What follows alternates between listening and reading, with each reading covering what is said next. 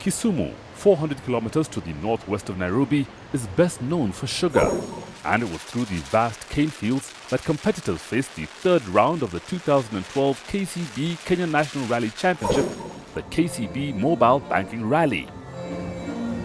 The biggest concern was the unpredictable weather, with the route sitting squarely between the Nandi Hills and Lake Victoria. And on the day before the event, it was not looking good. This is how Kisumu is. You wouldn't know the kind of weather you expect here. Now it's bright and sunshine. In the evening, it's pouring.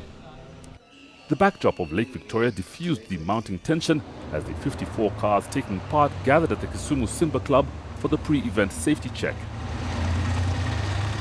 The annual Equator Motorsports Club Rally is the one event of the year where predictions are never guaranteed. And with such a strong entry, the odds were far from favourable. Alistair Kavanagh and Carl Tundo were expected to set the pace, but Ian Duncan, Azar Anwar and Peter Horsey are all equally as quick and were unlikely to let them get away. Bard of Chaga was once again spearheading the Subaru attack, now a full member of the Cabras team alongside Tejveer and Onkarai, all in N16s. The rally itself took place the following day, giving the crews time to review recce notes and tactics. Some worked late into the evening, making final adjustments, while others enjoyed the sunset across the lake, which promised a clear day ahead. With a long day of motoring to get through, it was a dawn start from outside KCB's flagship branch in the town centre, where the Minister for Sport set the rally in motion. I must admit at this juncture that it also feels really great to preside over the prestigious Kisumu Rally for the first time ever as the Minister of Sports. Carl Tundo and Tim Jessup had been drawn to run first on the road, but it was the previous year's winner, Ian Duncan and Amos Sludge, that the crowds had come to see.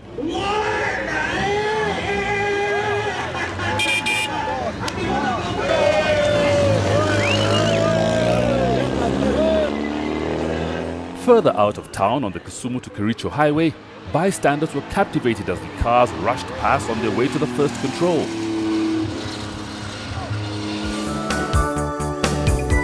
Eleven stages made up the competitive distance of 163 kilometers, with all but one repeated twice.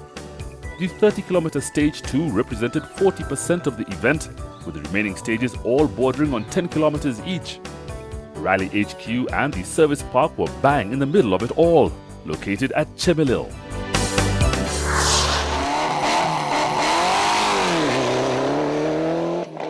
Carl Tundo and Tim Jessup set off to increase their leading margin in the championship, driving through the early mud holes with confidence that their pace would be difficult to catch.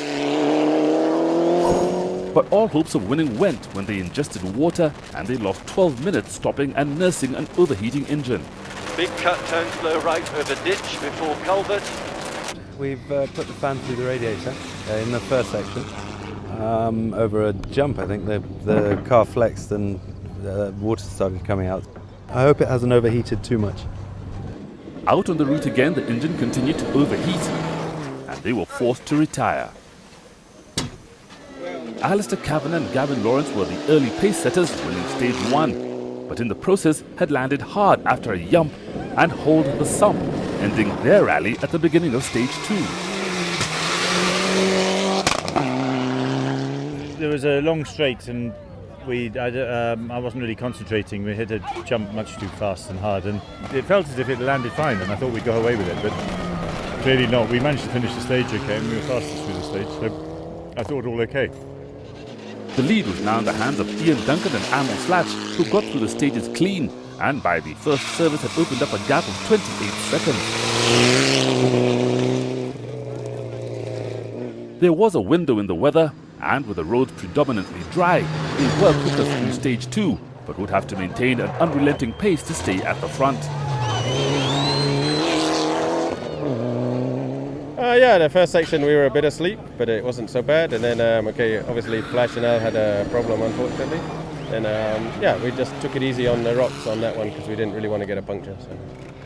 Chasing hard were Baldev Chaga and Raju Semi, who started cautiously in favour of preserving the car for what was a long rally. They were in second and were putting pressure on Duncan in between, keeping their eye on the temperature gauge, having got mud in the radiator.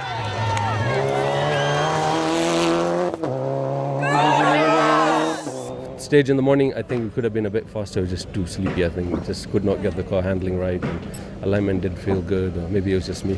And then we woke up in the second stage and got a decent time. Yeah, so that's why we're here in second now. So. In third were Azar Anwar and Julius Gige in the Evo 8, but it was a difficult drive for Azar, who was not feeling at all well.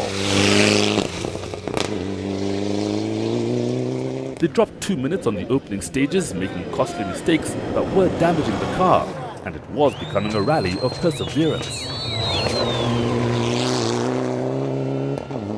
The hybrid pickup of Peter Horsey and Bella Erskine was off the pace right from the start, with the engine intermittently losing power. It turned out to be a faulty sensor, which eventually shut the engine down altogether on stage 2, and they were out. Having done a thorough recce of the route, Raji Barij and Jeff Mays were storming through the stages, fully committed on their goal of winning an event before the end of the season. Fast right, 100. They were after a podium place on this rally, and despite losing the rear trailing arm, were on track, slotting into 4th place after the first 2 stages.